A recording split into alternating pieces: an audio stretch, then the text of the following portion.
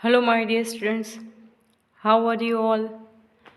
I hope you all are fine, right? Happy New Year to all of you. Today, our first period after Diwali or semester 2. It's semester 2.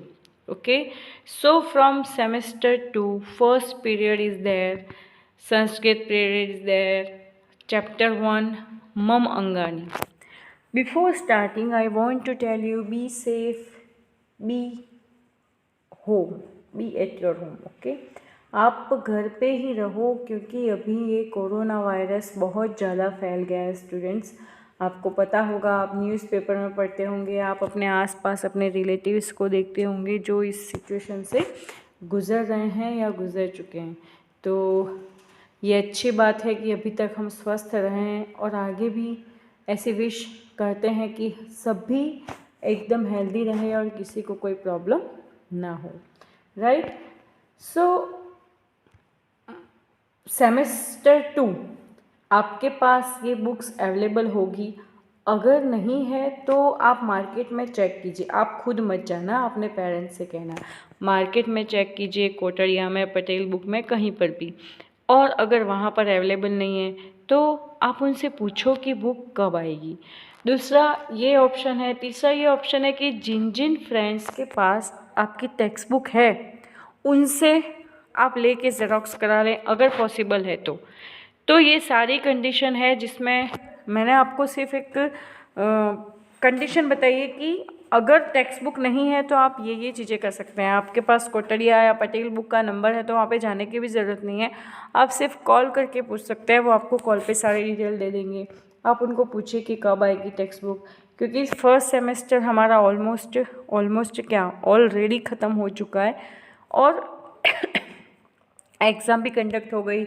आपने exam दी, आपने paper submit करवाए, अब कुछ short time में आपको आपके results भी मिल जाएंगे। तो आज हम सेमेस्टर 2 का चैप्टर स्टार्ट करते हैं। उससे पहले फिर से सभी को happy new year, wish you happy new year. Okay, so chapter 1 मम अंगानी।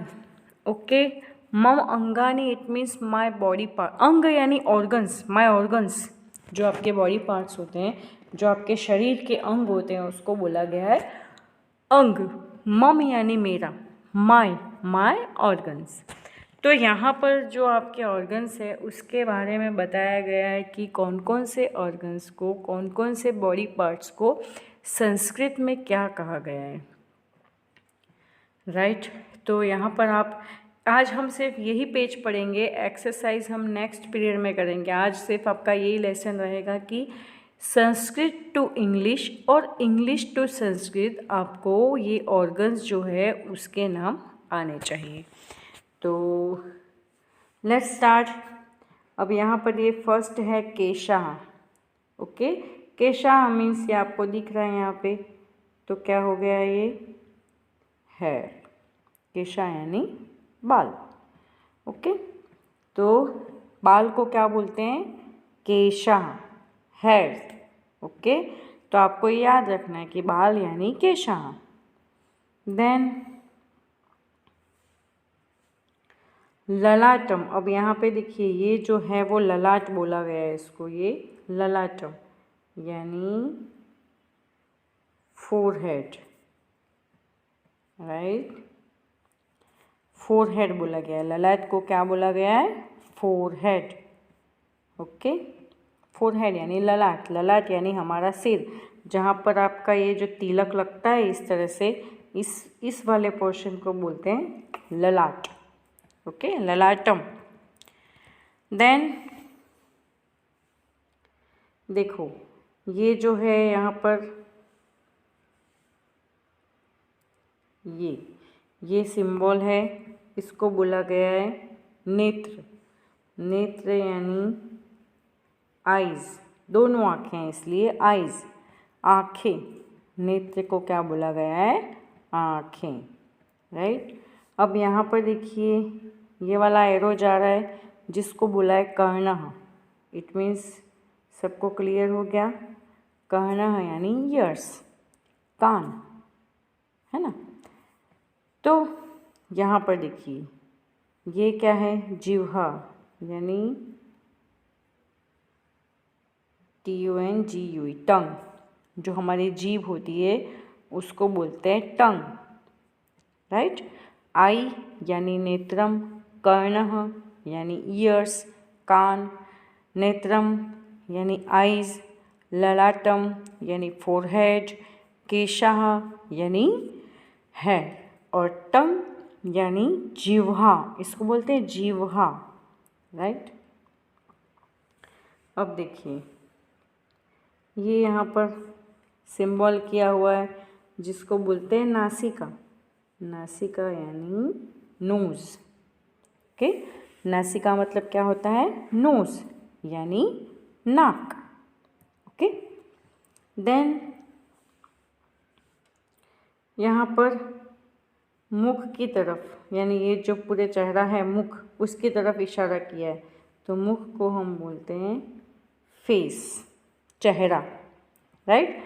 तो मुख का मतलब क्या हो जाता है? फेस यानी चेहरा, ओके।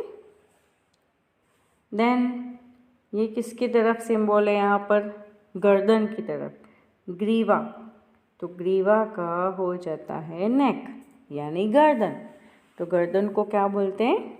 ग्रीवा। तो अभी तक हमने इतना पोर्शन पढ़ा, ओके। ललाट यानी फोरहेड, नेत्रम यानी आइज, केशा यानी हेयर, कर्ण यानी ईयर्स, नासिका यानी नोज, मुखम यानी फेस, ग्रीवा यानी नेक, और टंग यानी जीव। इतने 5, आगे तो मैं पढ़ा रही हूँ, लेकिन इतना आपको जो भी बताया है सबके संस्कृत वर्ड। आज आपको क्या करना है? चैप्टर का नाम ये लिखना है, फिर आपको उसका इंग्लिश में ट्रांसलेशन लिखना है चैप्टर के नाम का। मम अंगानी, तो नीचे आप ब्रैकेट में लिखेंगे माय ऑर्गन्स, यहाँ पे स्पेस नहीं है इसलिए मैं नहीं लिख रही, पर ये तो आपको आता होगा। माय बॉडी पार्ट्स भी लिख सकते हैं, माय ऑर्गन्स भी लिख सकते हैं। उसके बाद आपको स्टार्ट करना है एक एक नंबर, एक एक नाम, और उसका साइड में इंग्लिश मीनिंग, एक नाम उसका साइड में इंग्लिश मीनिंग, एक नाम उसका साइड में इंग्लिश मीनिंग। इस तरह से आपको एक तरफ संस्कृत वर्ड, पहले आपको स्टार्ट करना है संस्कृत वर्ड से, इंग्लिश में लिख के फिर संस्कृत में लिखना है, ऐसा नहीं करना है। पहले आपको संस्कृत में लिखना है और उसका मीनिंग आपको इंग्लिश में लिखना है, ओके।